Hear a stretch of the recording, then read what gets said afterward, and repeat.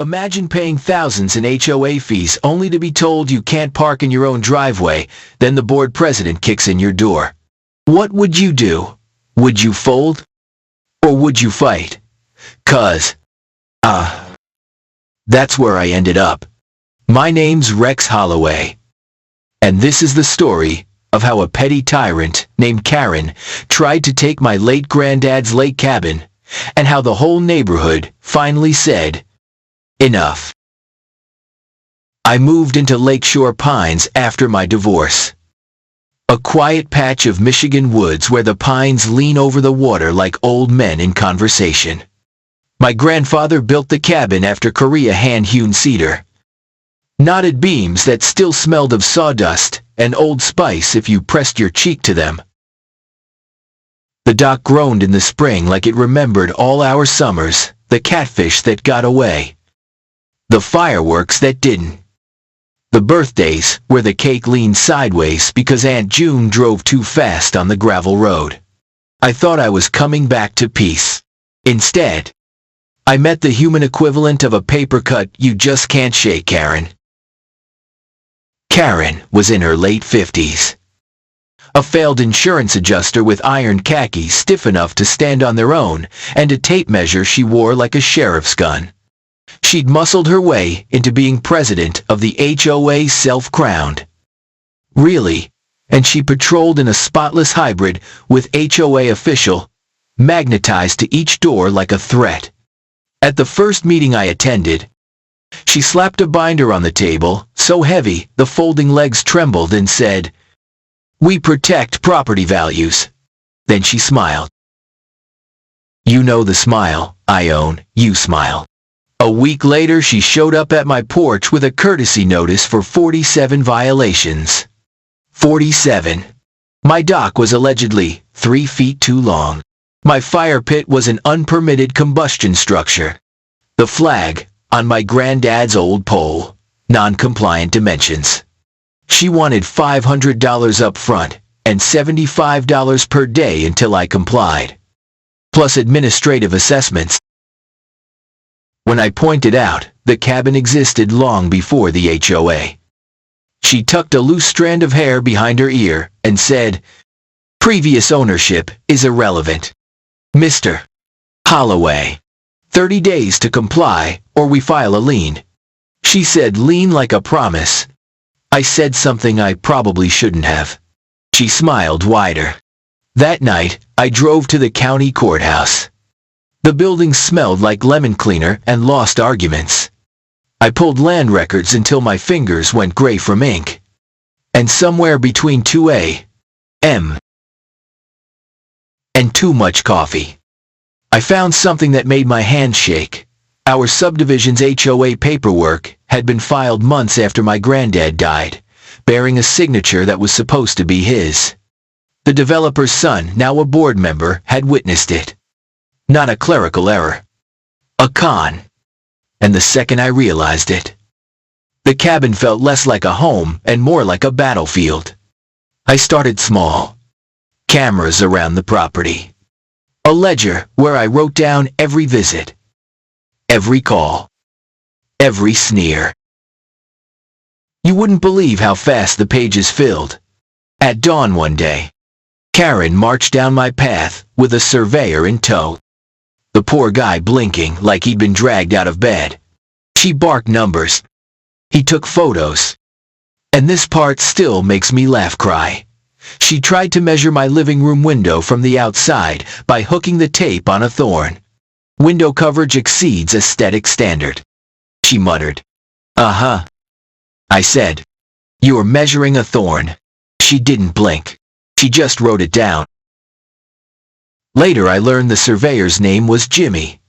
He called me from a block number and said, she only paid half and told me to invent a violation or she'd make sure I never worked in this county again. Then he sighed and asked, "Think you can help me get my money?" I said. "If you tell the truth." "I bet the truth will help you." He hung up. But the next morning, he left a copy of his invoice under my welcome mat, with the phrase, "pressured to fabricate," scrawled in shaky pen.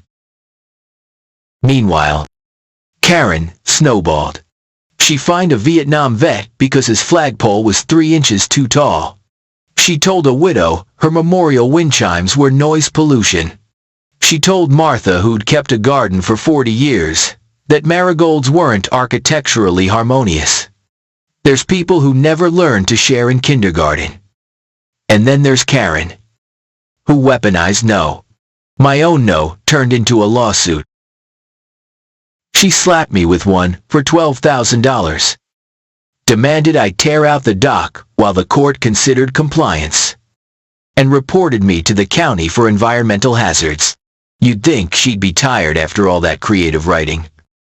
But nope, she topped it off by strolling into Murphy's Diner and telling anyone who'd listen that I was a dangerous, unstable veteran.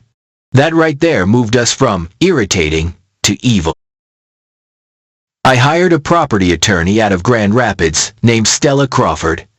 She had steel in her eyes and a grin that said, "Let 'em try." Over coffee that tasted like legal fees. She explained, Michigan has private attorney general statutes if you uncover systematic fraud. You can sue on behalf of everyone she's victimized. She flipped through my notes and whistled. Low. Also, your cabin predates their authority. Their rules probably don't apply to you at all. That probably, I said, scares me. Good, she said, smiling.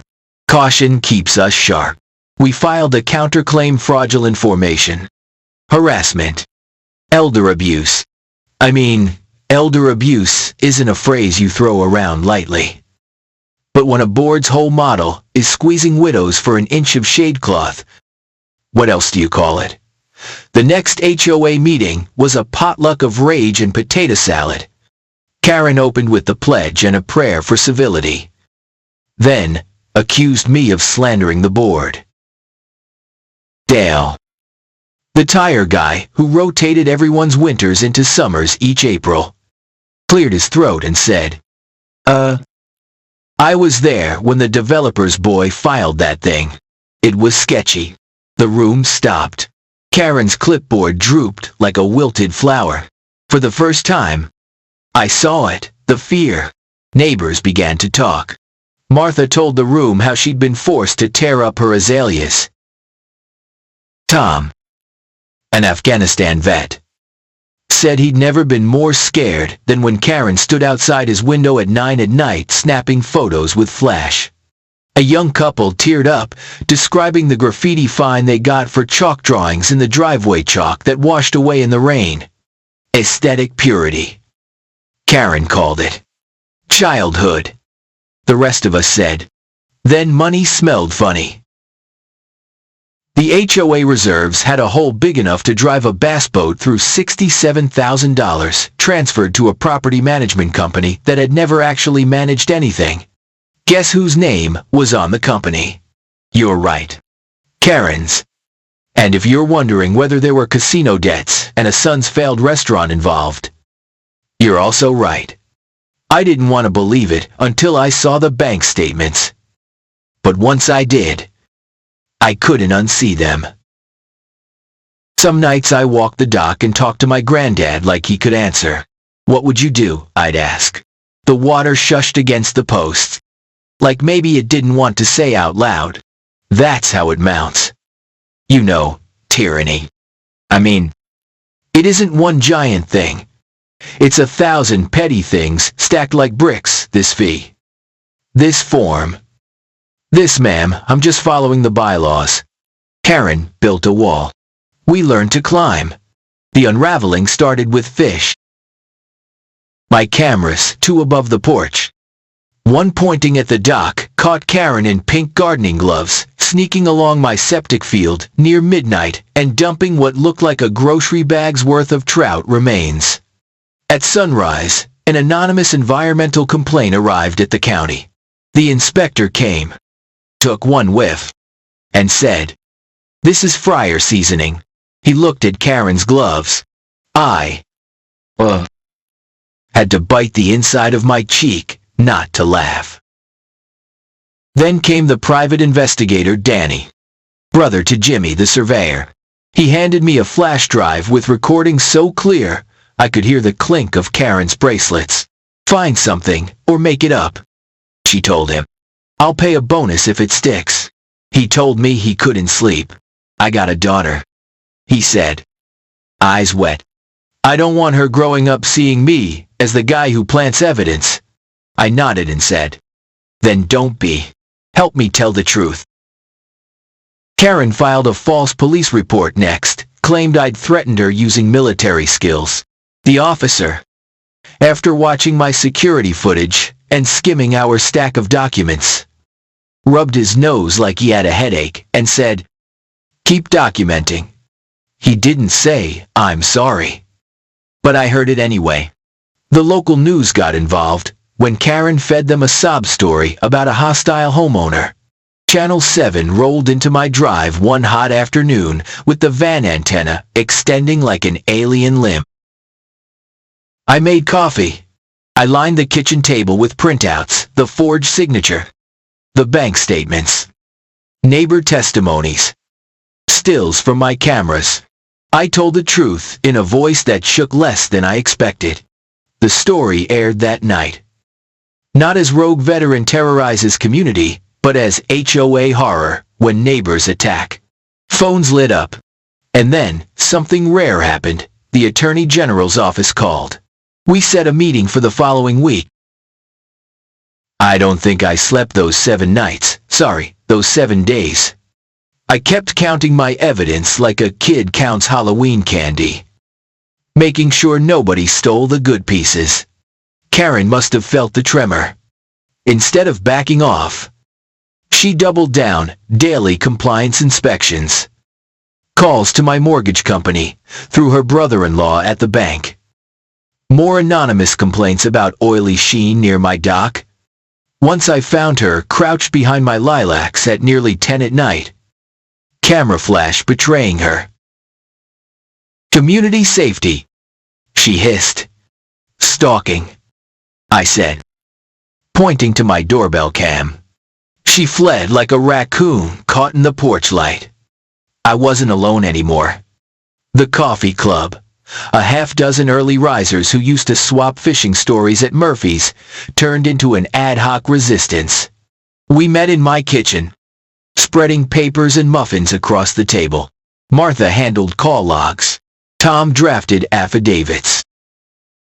Dale, who had grease under his nails and a heart like an engine that never quits, recruited neighbors who were too scared to speak. We set up a little fun jar at the hardware store with a duct tape sign, "Rex's Defense, no bullies allowed." Folks dropped in change. Then 5s. Then 20s.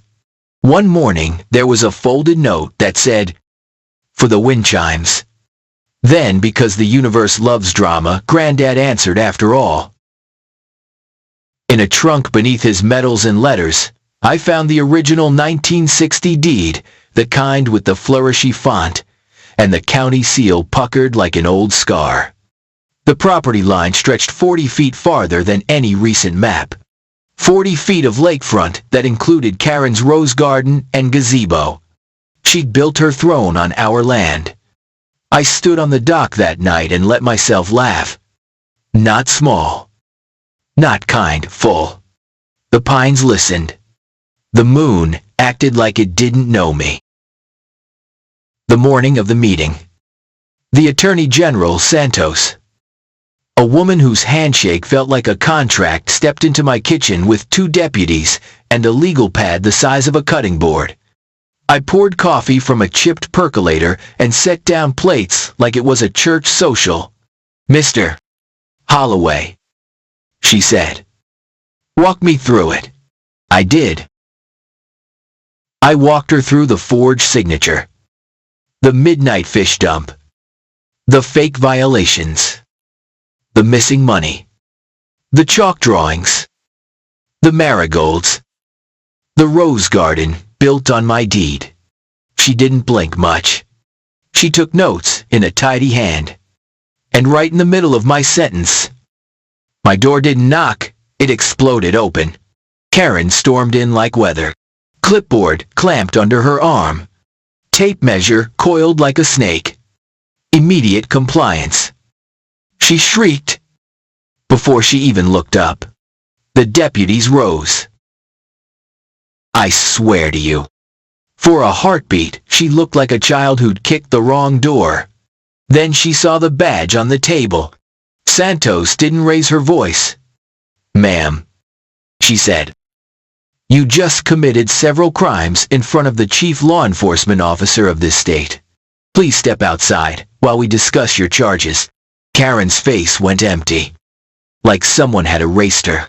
The clipboard slipped. If the room hadn't been so tense, I might have said, careful.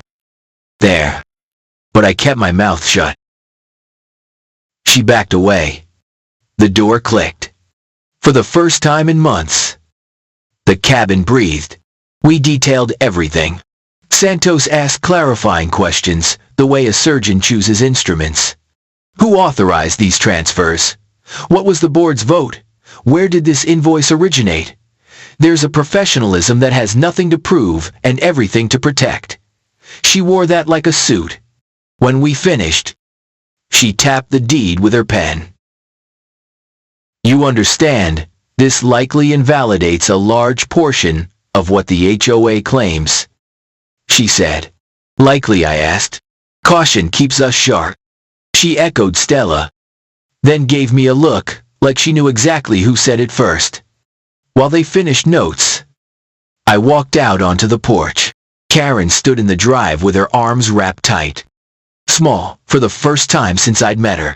For a flicker of a second, I almost felt sorry. Almost. Then I remembered Martha's empty garden beds, and the chalk finds stuck to the young couple's fridge, and the way Tom's shoulders hunched when he talked about flashbulbs at his window. Justice. Not pity. I told myself, justice first. Mercy later. Maybe. Word spread fast. The way wind carries a brush fire when the land is dry and tired. Neighbors filtered down the road and gathered in little clumps on my lawn, murmuring. Some were scared. Some were angry. Some looked relieved, like they'd been holding a breath for years. Dale had a thermos. Martha had a batch of cinnamon rolls. Tom brought a folding chair for an old man who shuffled up on a cane. Sit.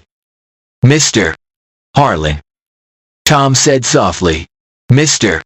Harlan's eyes were wet, but not from the wind. My wife loved her wind chimes. He murmured. We had them for 35 years. Near noon, a county cruiser rolled by. Then another.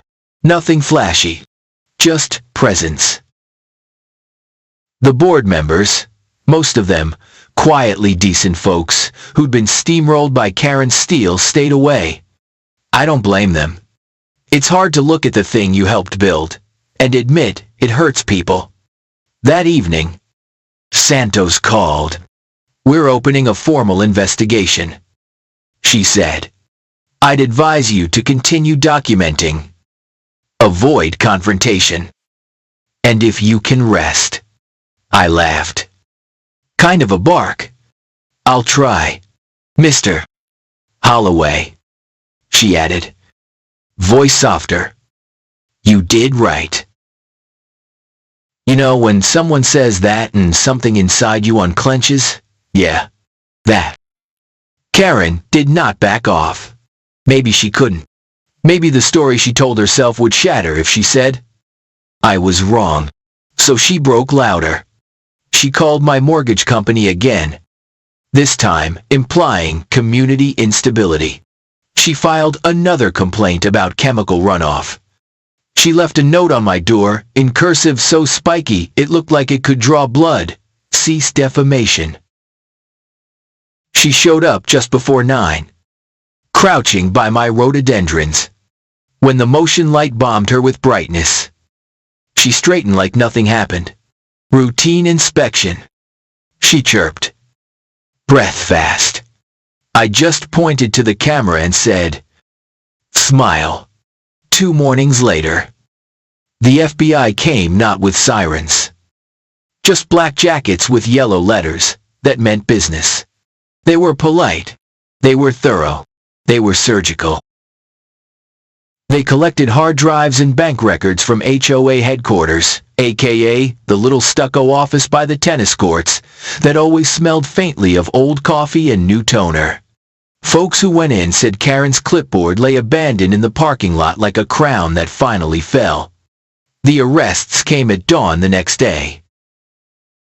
Karen and Dale Pritchard, yes, that Dale. Turns out his money problems had braided too tight with hers, were walked out of their houses in quiet cuffs, while the sun yawned over the pines. No one cheered. Some folks cried. I stood on my porch, with coffee and a heart that didn't know whether to pound or rest. There's a difference, Stella said later, between vengeance and accountability. Learn that difference, and you'll sleep. Court moved slow, like it always does. But for once, slowness felt like safety. The judge, square jaw, careful, eyes ordered the HOA temporarily dissolved and appointed a receiver. Neighbors came forward in a wave. A grandmother who'd been fined for a wheelchair ramp that altered the front elevation.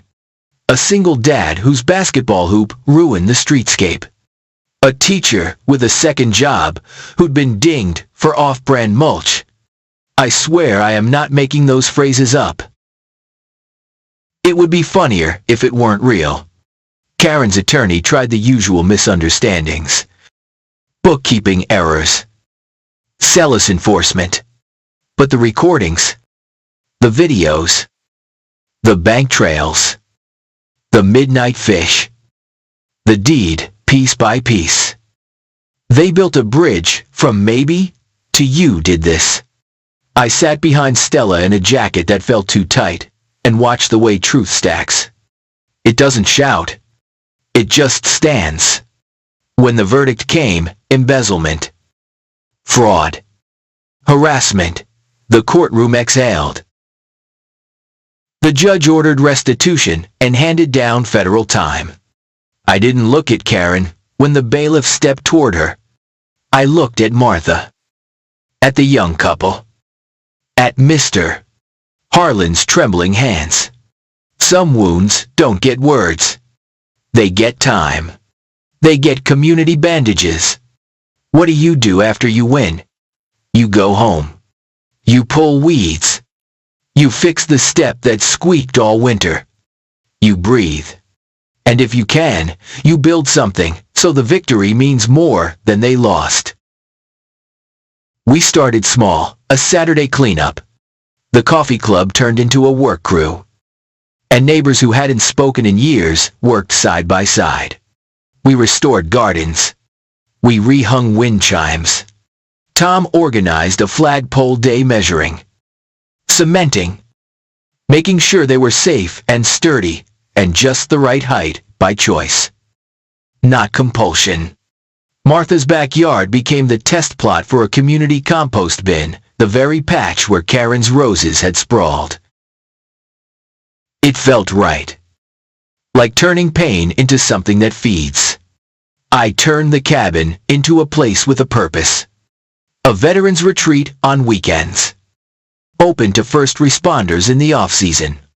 We didn't have fancy brochures or a website with sparkly buttons. We had a hand-painted sign. A coffee can for donations. And a lake that didn't care about your rank. My daughter came home from college, and we sat on the dock with our feet in the water. Proud of you, Dad, she said. I laughed. I didn't do it alone. Murphy's Diner felt lighter those days. The owner pinned a photo on the corkboard, a crowd in front of the cabin. Arm in arm. Cinnamon rolls, half eaten. The lake glassy behind us. The caption read, "No clipboards required." Folks tapped it as they paid their checks like a little ritual. We did this. We did this. We did this. You might think that's the end. Neat. Tidy. Credits roll. But life doesn't care about our movie scripts. There were appeals. There were tense board elections. There were arguments about whether pergolas were structures or features. Guess who didn't show up to those meetings, Karen? Obviously. But also the people who were too exhausted to fight anymore, the ones we needed most. We can't just swap one tyrant for another. I kept saying, even if the second tyrant is us. We rewrote the bylaws straight from the ground up, or two down, from the porch up. The new board was half retirees with common sense, half younger families, with sticky-fingered kids who no chalk washes away. Term limits too. Open meetings always. Financials published monthly on paper and a simple site. No logins that feel like gatekeeping. An ombuds committee with rotating volunteers. Martha chaired the first one with one rule. Bring cookies. Assume good faith. We banned anonymous complaints, except in cases of safety. We allowed vegetable beds in front yards because tomatoes are prettier than control. The best meeting we ever had was the one where we apologized. Not the legal. Cover your tail kind. The real kind. We wrote letters to the folks we'd fined over the years for dumb stuff and said, we're sorry. We forgot neighbors are more important than aesthetics. Some sent notes back. Some cried in our doorways. Mr. Harlan rang my bell with a bag of pears from his tree and said, she loved those chimes. Thank you for hearing us. I didn't know what to do with the lump in my throat, except nod. Once. Months after the verdict. I saw Karen at the grocery store. It was one of those sharp fall days when the sky looks scrubbed with a hard bristle brush. She stood by the discount bread, looking smaller without a clipboard. For a second, our eyes caught. I thought of all the nights she crouched in my bushes. Of the tremor in Danny's recordings. Of Jimmy's shaky pen. Of Martha's empty beds. I thought of Grace. I thought of all the ways power curdles when it isn't checked. She looked away first. I paid for my coffee and walked out into the bright air. Maybe that was mercy enough. The cabin changed because I changed how I looked at it. For years it was a shrine to past summers. Now, it was a place that did things like a hand that could hold. We built bunk shelves with the coffee crew, stained them the color of good toast, and lined them with quilts pieced from donated shirts. Saturday nights. Vets swapped stories on the deck while the lake took back the light. Sunday mornings. We brewed coffee strong enough to raise the dead and fried bacon in a cast iron skillet that had seen more seasons than me. People cried out there on the dock. People laughed, the kind of laugh that unclenches your chest. People fell asleep under fans that ticked like slow metronomes and dreamed about quiet. Stella came by one afternoon with a stack of papers and a grin. Receivers done, she said. HOAs clean. Books balanced. You're officially not subject to their rules. But she wagged a finger. Don't be a jerk about it. I saluted. She rolled her eyes. Also, the AG's office wants you to speak at a community seminar about homeowner rights. I said. I say, too much. She smiled. People trust people who say, at the seminar. I told the quiet version of the story, not the movie version. The one with the forgetting how you forget your anger for a minute when your neighbor's kid waves at you from a tricycle. How you forget to lock your gate because you want to believe no one will dump fish on your septic field. How you forget the law is only as strong as the regular folks willing to show up with coffee and notes.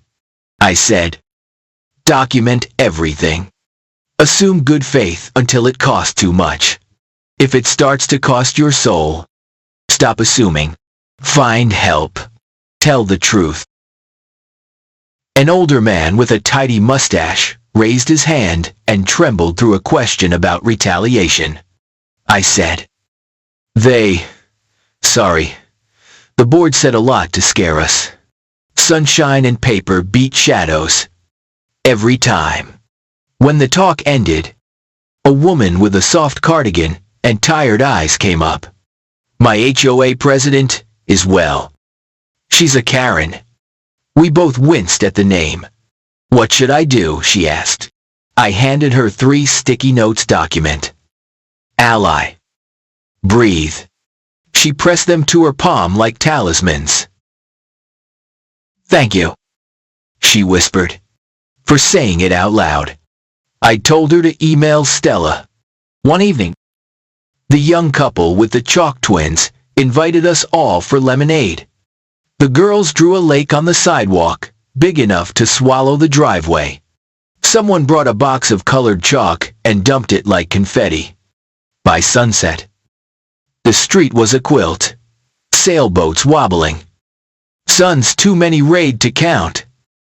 A blue dog with 6 legs. A family stick figure, labeled us. Tom lay on his stomach to outline a base, and pretended not to care when the girls giggled at his art. Martha wrote, in careful letters, Welcome home. No one fined anyone. No one measured anything. We just let it rain later and wash away what needed washing.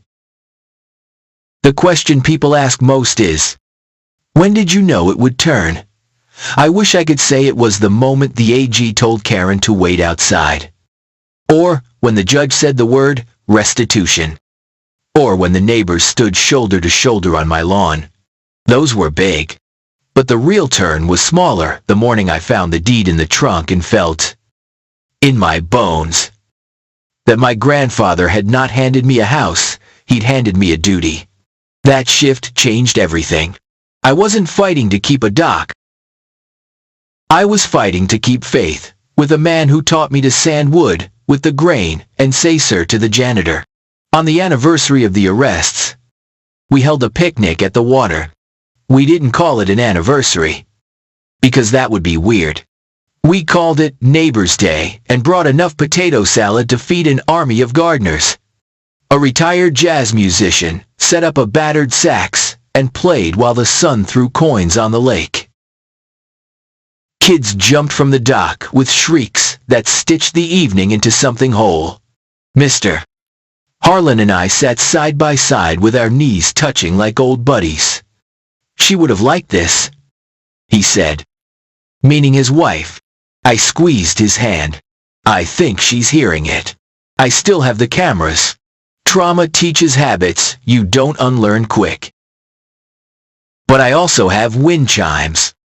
And one of them is shaped like a heron.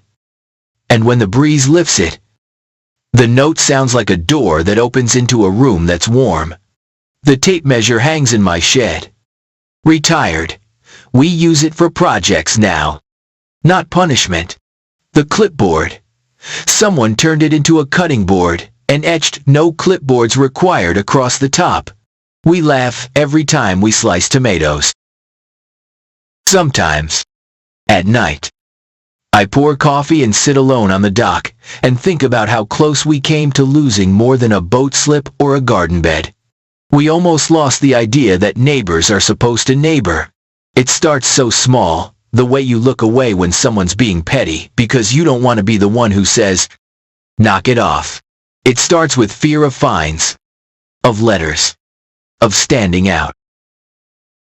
And then one day, you look out your window and there's a woman in khakis measuring your hydrangeas. And you realize the cost of silence is higher than any assessment. That's the day you put on your boots and say, enough. If you're there right now, if you're listening to this with a stack of violation notices in your lap and a sick twist in your stomach, hear me. You're not crazy. You're not alone. Document. Find one neighbor, then another. Don't let them isolate you. And when you're tired, and you will be, remember the pines and the way water keeps showing up. Day after day. No matter who shakes a clipboard. Our HOA exists still. But it's different. It's smaller. Kinder. We threw out the rule that made us scared of each other and wrote one rule we stick to, like gospel people, before appearances. We put it at the top of every agenda in big letters and read it before the pledge. It's corny. It works. When someone asks about pergolas now, we look at the neighbor and not the bylaw. Do you like it? Does it shade your mom's chair? Can you afford the fix if it breaks? The answer we chase is yes to care, not yes to control. And Karen, I don't know what her mornings look like now. Maybe there's a therapist in the picture. Maybe she stares at a rosary of regrets. Maybe she doubles down on her own story and says we ruined hers. I don't have to know. Accountability doesn't require my curiosity. It required my courage and my receipts. And we brought those in spades. I hope honestly that she learns the difference between leadership and domination. I hope her son learns it quicker. I hope casinos stop feeling like solutions. When the wind blows right, the lake rings the shore in little glass bells, and the heron chimes answer. And for a second, I feel my granddad lean on the rail beside me. You did all right, he might say. I'd shrug. We did. I'd answer. All of us. There's pride in that word, we, that I never felt when I thought a home was something you shut behind you. Turns out it's something you open. So, what would you do if your HOA nightmare kicked in your door? Would you pay the fine and hope the storm passes? Or would you grab your neighbors, make coffee, and fight for your porch, your garden, your chalk drawing kids? Anyone else had a HOA pull this mess? Drop your story in the comments. 'Cause, you know, the courage you share today might be the reason somebody stands up tomorrow